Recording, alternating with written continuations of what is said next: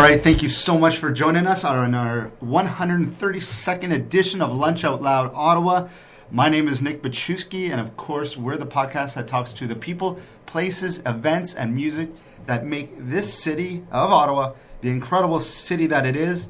And before we get to our very special guest, Elspeth McKay from the Operation Come Home, one of the best charities out there in Ottawa, why don't we check this out? Greetings. This is Don from Bosveld. Just wanted to let you know that Bosveld's new album is now available. In partnership with Iron Life International, Moonboy Records and Social Records, the debut album Feldbrand is out now digitally on vinyl as pre-order and cassette tapes. The album features Jenny Burkle and Olenka from Olenka and the Autumn Lovers, two dear friends of Bosveld. This Friday, Bosveld is opening for Federer and the Acorn at the Black Sheep Inn. Apparently the bus tickets are maybe sold out. If there's big enough demand, there might be adding a second bus, so maybe see you there. Otherwise, I will listen to today's podcast.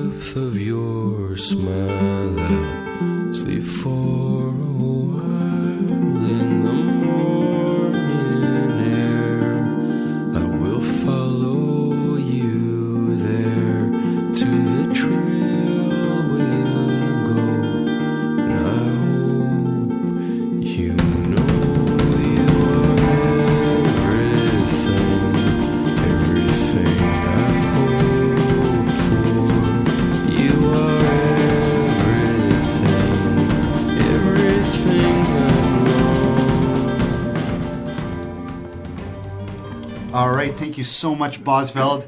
So that was everything featuring Olenka and, of course, bosveld.bandcamp.com to get their new album, which I've listened to multiple times. It's very, very good. And so $20 will get you the bus from Babylon at 7:30 p.m. on Friday to Wakefield to see two amazing Ottawa bands. Of course, the Acorn with Rolf Klausenauer, who's been a guest on the show, and his team there. And you get to see Bosveld as well. So definitely check them out. And of course, at halftime today, we have Foodie Prince, who will be talking about three excellent beer-themed events upcoming in Ottawa that you'll have to check out. So we're here with Elspeth McKay. I just finished an incredible tour of the center here at 150 Gloucester down in Centertown. And wow, that's all you can say from being here. If you can't get motivated from walking around and hearing what this center does to the youth, for the youth, to prevent, homelessness in the future, or prevent, or to just aid awesome well-being, I don't know what can. Well, thank you, Nick. I'm glad you had time to have a quick tour. It gives you a better idea of what we do here. We have so many different things going on. 100%. Just perusing a website and just looking over or reading articles is not enough. You definitely have to come down here to feel the essence and see exactly what's going on. You have a greenhouse in here. We do. It's actually to get our seedlings going for one of our social enterprises, FarmWorks. That's it. So we're not using it right now simply because we're just closing down our farm enterprise for this year, but it'll start up again upstairs in our mini greenhouse. In probably late February. Wow, that was excellent as well. You have the repurposed shop as well, so that's a very large shop, and there's some excellent items there for Christmas. So we can do our shopping there for Christmas. And I learned it's one of the only places that sells Bose clothes there as well. So yeah, so Repurposed General Store is a shop that stocks a number of unique products that are locally made.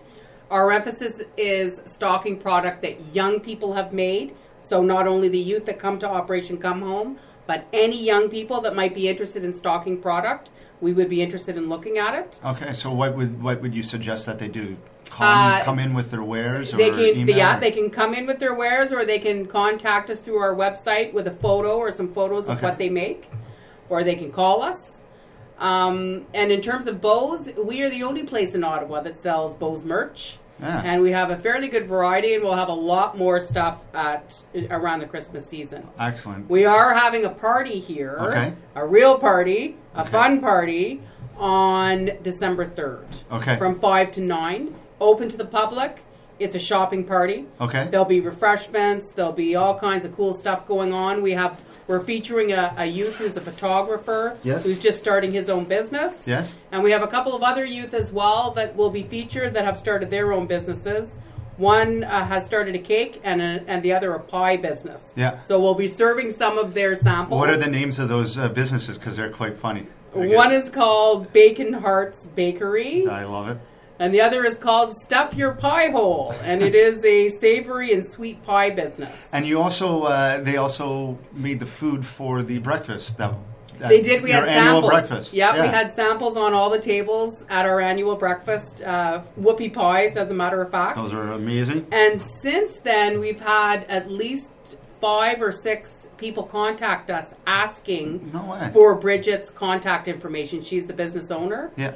And she has done a number of events since late September, when we had our event. And how motivated? So we're really happy about that. How happy is she and motivated that she's getting this awesome opportunity? She's like super motivated, but she also spoke at our breakfast. Yes. And her speech or her talk was very compelling and very emotional for people that were in the room.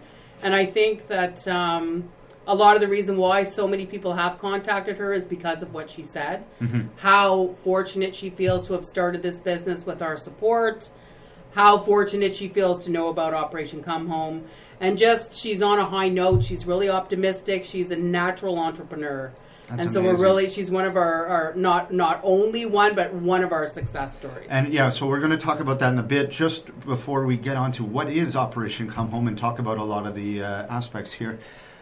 You have 65 local artists out of the... In the repurposed shop, we have 65 local artists. That's and we're amazing. always looking for more, though. Again, with an emphasis on youth. Wow, that is incredible. So definitely get out here December 3rd, 5 to 9 p.m. for that party. That sounds like a great time. It's going to be an awesome time. It is every year. I will definitely be there. So, Elspeth, I guess generally what is Operation Come Home and what is the mission, and why do so many charitable events want to give their money to Operation Come Home first and foremost? Well, I know why now, but we'll get to that in a bit. Well, Operation Come Home has been around for a long time, so more than 40 years. 40 years. We work with at-risk and homeless youth, and we try to do things in the city that, programming that isn't being done by other organizations.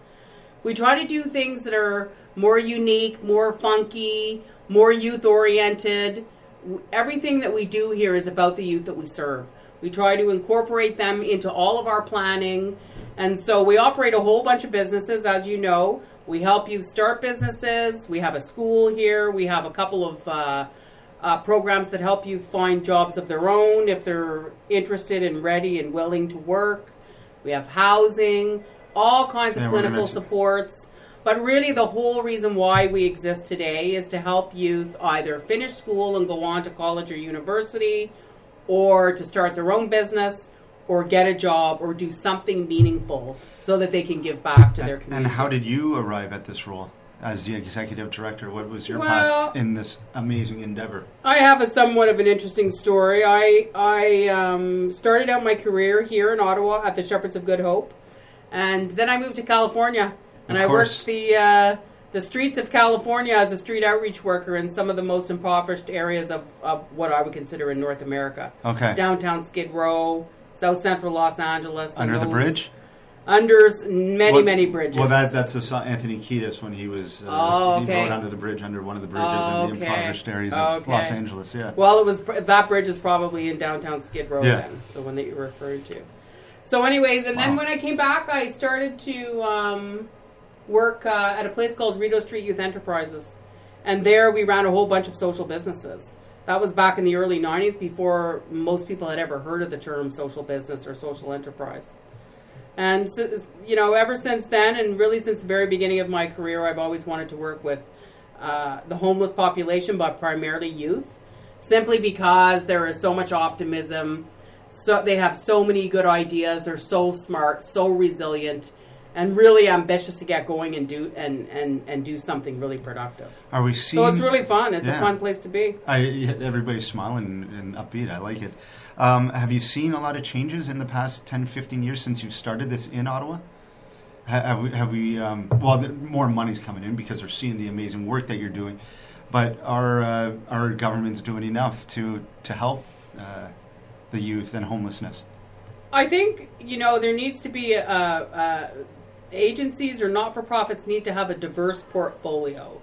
Just like any business, you don't want to rely on solely government funding or solely donations or fundraising activities.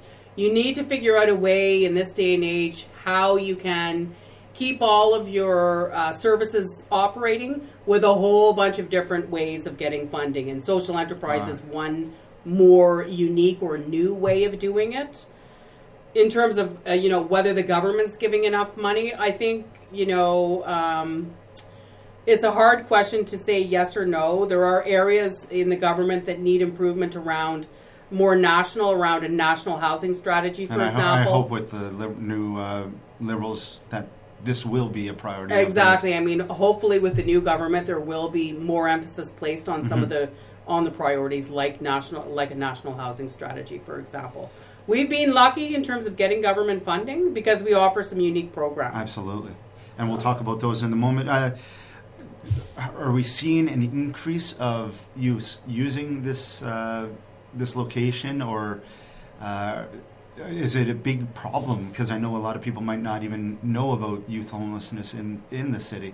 Is it a big problem that we have here, or is it growing? Or it's growing. It's not growing as quickly as the adult homeless population. Okay. On any given night, according to the Alliance to End Homelessness, there would be a little over 400 homeless youth that would be either in a shelter or Ottawa, in a shelter system. Yeah, that's unacceptable in Ottawa. It's unacceptable, and that doesn't even include all of the people that haven't been recorded. It's really difficult to get a finite number on the severity of the issue, but it's at least 500 to 600 with the uncounted youth that are out there as well. What are some of the main reasons why youth have been homeless lately, and has it changed over the past 10 years? Are we seeing a different trend because of it, or is it kind of the same issues? The main reason is our systems issues, high level issues. It's not necessarily about a family. It could be, but the majority of the youth that come to Operation Come Home are those that would have been what are called crown wards of Children's Aid Society, or in foster care, in the foster care system. Mm-hmm. And once they reach a certain age, if they're not in school, then they're often discharged out of those systems. And once they're discharged, they have no place to go, so they end up at a place like Operation Come Home. The majority of the youth, the main reason for homelessness would be those two reasons. The majority of the youth that come here have not lived in a familial environment for many, many years, if ever. Mm-hmm. They might have been taken away as very, very young children. So they don't even know really what a family is, or, they don't have the same luxuries that you and I would take for granted every day. Absolutely. Okay, so we got to improve on those things, and we'll keep working towards that. So in terms of how do the youth hear about this amazing location? What is is it word of mouth, or they? For the youth, it's usually word of mouth, but it depends on what their area of interest is. Like if it's someone that wants to finish school, for example, they might hear about it from another school or from a parent, or another organization might make a referral.